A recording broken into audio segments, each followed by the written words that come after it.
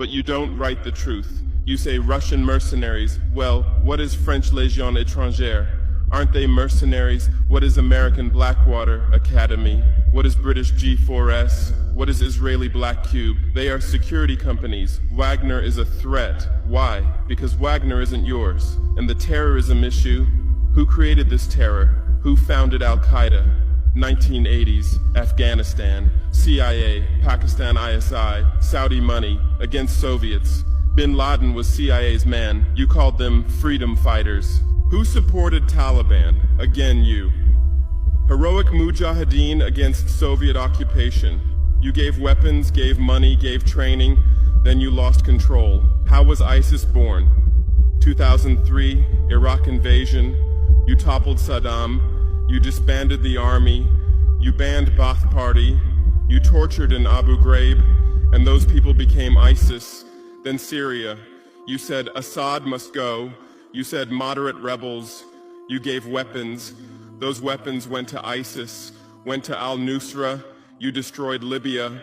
Who looted Gaddafi's weapon depots? Where did those weapons go? To Mali, to Niger, to Burkina Faso, to Nigeria, to Chad.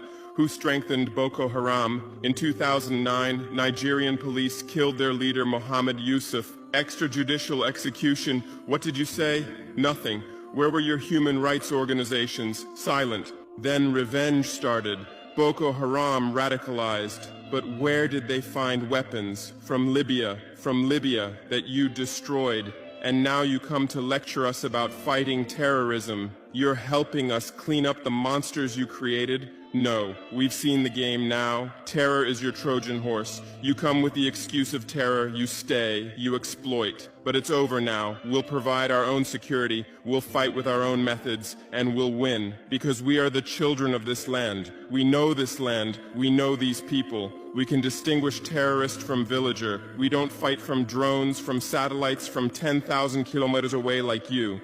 And we're winning. In Mali, in Niger, in Burkina Faso, terror is ending. Villages are safe. People are hopeful. Because now our own army, our own police are fighting, not for foreigners, but for the people. But you can't digest this. You say democratic backsliding. You say human rights violations. Which democracy? Which human rights? How many people are detained without trial in Guantanamo? What happened in Abu Ghraib? Who did you kill in Bagram? Who did you torture in CIA's black sites? Why is Julian Assange in prison for exposing your war crimes? Why did Chelsea Manning spend years in prison for leaking the truth? Why is Edward Snowden a fugitive for revealing you spy on everyone? And you lecture us about human rights.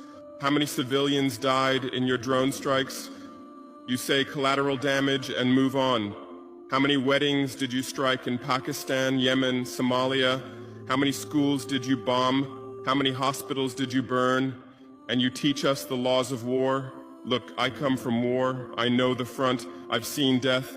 I've carried wounded soldiers. I've consoled mothers of martyrs. And I tell you, a real soldier protects his people. A real soldier doesn't harm civilians. A real soldier fights with honor. Your mercenaries, your drone pilots, your special forces, they're not soldiers, they're killers. They kill people by pressing buttons from 10,000 kilometers away, then go home and play with their children. We don't fight like that. We look our enemy in the face. We protect civilians. We fight with our honor. We die with our honor. And we'll win. Because the righteous win. Because those who fight with their people win. Because those who fight for their land win. Let's return to your media. I know how you work. I have friends who work within the system. There are journalists with conscience, but they stay silent. Why? Because the system silences them. Those who write the truth get fired. Investigative journalists are laid off due to budget cuts. Dissenting columnists are shown the door because reader interest has declined. And what replaces them? Experts from think tanks, NGOs, universities, all saying the same thing, all defending the same thesis. West is good, Africa is bad. So who are these experts? Where do they get their funding? National Endowment for Democracy, NED, American Democracy Exporter, CIA's legal arm, has fingers everywhere, funds opposition, directs media, creates civil society. Open Society Foundations, George Soros's organization, says open society, but open for whom? Open to what? Open to exploitation, open to intervention, open to manipulation. Ford Foundation, Rockefeller Foundation, Bill and Melinda Gates Foundation, all in Africa, doing aid. But what do they get in return? Control, data, influence. And your media is their trumpet. You headline, Gates is saving Africa. But you don't say, how many African children were paralyzed by Gates's vaccine trials? How many farmers committed suicide because of Monsanto seeds? You're masters at storytelling, but always the same story. White savior. Remember Live Aid? 1985.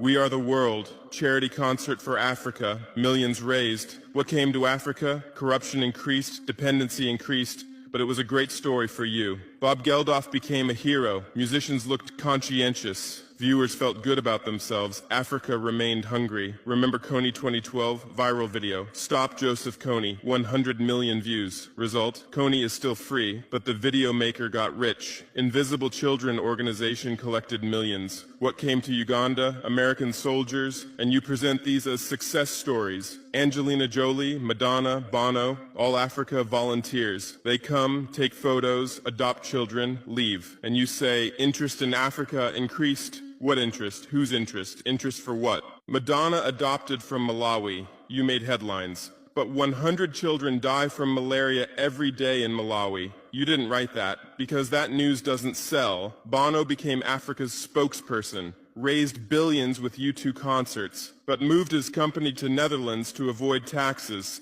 Money stolen from Africa also passes through Netherlands. Did you write about this? George Clooney campaigned for Darfur, said save Darfur. Result? Sudan split. Oil remained in South